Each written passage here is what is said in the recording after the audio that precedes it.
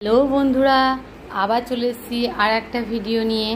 শুক্রবারের দিন আমরা ষষ্ঠীতে গিয়ে আমরা শ্যামনগর বলে একটা জায়গায় গিয়েছিলাম। এটা টেহট্ট থেকে একটু দূরে, একটু সাইডে টোটো করেই গিয়েছিলাম। তো একটা দাদার বাড়ি, উনি নিমন্ত্রণ করেছিল আমাদের যাওয়ার জন্য, অনেক দিন ধরেই বলছিল। তো যাই হোক, একসঙ্গে সব দিদিরা মিলে একসঙ্গে আমরা গেলাম। তা যাওয়ার সময় এই যে আস্তে আস্তে আমরা যাচ্ছি, ছোটোবেলাকার অনেক এই সব রাস্তায় আসা যাওয়া, তাই সব স্মৃতি মনে পড়ছে। ওরাও আলোচনা করছিল দিদিরা যে কি ছিল না ছিল। তো যাই হোক, আমরা টোটো করে একসঙ্গেই আসছিলাম। আমাদের টোটোটা ছিল পেছনে আর দিদিদের টোটো ছিল সামনে। যাই হোক, একসঙ্গে আমরা আস্তে আস্তে খুব মজা হচ্ছিল, অনেক কিছু মনে পড়ছিল আগেকার কথা। এটা হচ্ছে চাতুরপাড়া, টেহট্টির চাতুরপাড়া বলে জায়গাটা। তা এই চাতুরপাড়া থেকেই ওরা ওই দাদার বাড়ি যাওয়ার জন্য একটু মিষ্টি ফিষ্টি নিচ্ছিল। তা সেই সময় একটু ওখানে দাঁড়িয়ে আমরা আশেপাশে একটু দেখছিলাম। আগেকার পরিবেশ এখনকার পরিবেশ অনেকটাই চেঞ্জ হয়ে গিয়েছে, আগের মতো এখন কিছুই নেই, অনেকটা টেহট্ট এখন চেঞ্জ। তা সেই ক্ষেত্রে এই যে এই একটা ছোট্ট মন্দির, রাধাকৃষ্ণের মন্দির সামনেই ছিল। এই মন্দিরটা আগে আরও ছোট ছিল, এখন যাই হোক মন্দিরটা একটু বড়ই করেছে।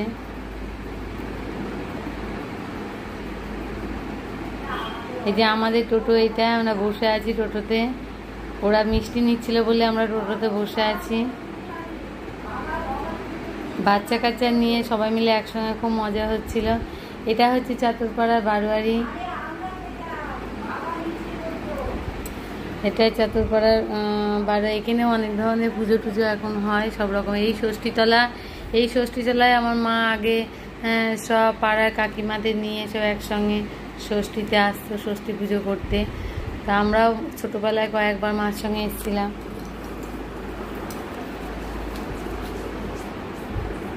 ওরা ওদের মতো গল্প করছে, সব সময় দুজন দুজনের সঙ্গে গল্পে ব্যস্ত থাকতো।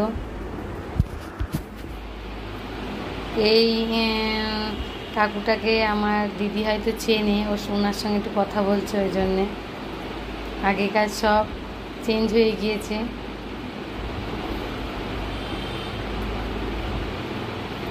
এই যে তোমাদের দাদা আমাকে বললো আমাকে একটু ভিডিও করো তো, পেছনের সাইকেলটা পড়ে গেল। তাই তোমাদের দাদাকে ভিডিও করা হচ্ছে, দেখো কেমন লাগছে। এই যে আমরা টোটো থেকে আমাদের গন্তব্যস্থলে চলে এসেছি। এটা একদম পুরো গ্রাম্য পরিবেশ, একদম জঙ্গল টঙ্গল আশেপাশে, তার মধ্যেই বাড়ি। তা দেখুন, বাড়িতে আমরা প্রবেশ করছি, তার আগেই আমি দেখাচ্ছি।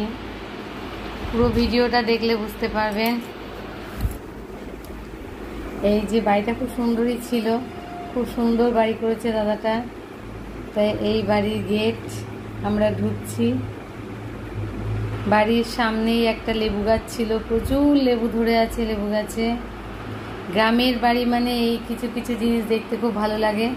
অনেক সবজি টবজি এটা ওটা সেটা বাড়িতেই ওদের লাগায়, যেটা টাউনের বাড়ির মধ্যে পাওয়া যায় না। বাড়িতে জায়গাও থাকে অনেক রকম।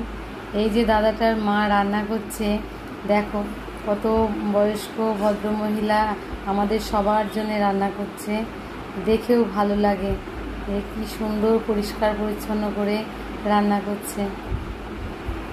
যেহেতু বৌমা সবার সঙ্গে কথা বলবে, গল্প করবে, ব্যস্ত থাকবে আমাদের সঙ্গে, ওই জন্যে রান্নার দায়িত্ব উনিই নিয়েছে। কত ভালো মনের মানসিকতা। এই যে আমরা এখন উপরে উঠছি। তোমাদের দাদা এখন জুতো খুলছে বলে একটু দেরি হচ্ছে। তুলসী মন্দির। যাই হোক, তোমাদের কেমন লাগলো ভিডিওটা অবশ্যই জানাবে, পুরো ভিডিওটা দেখার চেষ্টা করবে। আরও কিছু ছিল কিন্তু ভিডিও বেশি বড় হয়ে যাবে বলে বাড়াতে পারলাম না। যে বাইরে থেকে এসে সব জল চাচ্ছে, সবাই জল খাচ্ছে, একটু ঠান্ডা গরম মিশিয়ে জল দেওয়া হলো।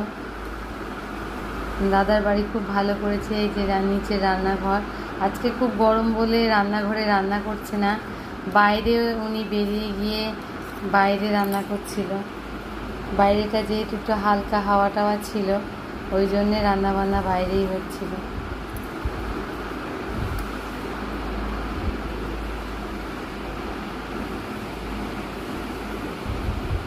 এই যে সিঁড়ি দিয়ে আমরা উপরে উঠছি, সবাই বসে গল্প করছে একসঙ্গে। খুব সুন্দর ছিল, বাড়িটা কমপ্লিট করেছে খুব ভালো।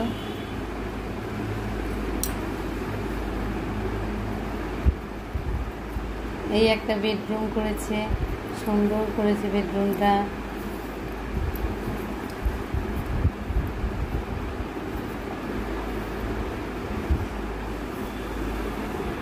ঠাকুর ঘরটা দেখুন, লক্ষ্মী মা। বাচ্চারা সব খেলাধুলা করছে, ওরা একবার উপরে যাচ্ছিল, একবার নিচে আসছিল, আর তার সঙ্গে বারবার জল খাওয়া।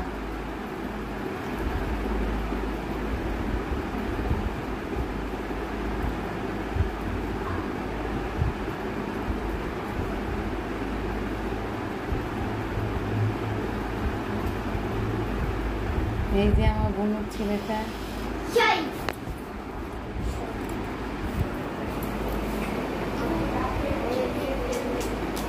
এই যে এটা হচ্ছে আর একটা বেডরুম।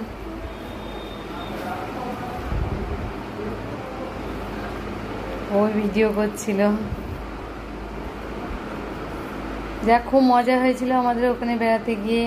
ষষ্ঠীটা এবার ভালোই কাটলো, দুদিনের জন্য গেছিলাম, দুদিন তাও সব জায়গায় যেতে পারলাম না। অনেক বান্ধবীদের বাড়ি যাওয়ার কথা ছিল, সেখানে যেতে পারিনি, যার জন্যে খুব খারাপ লাগছিলো, এত গরম ছিল।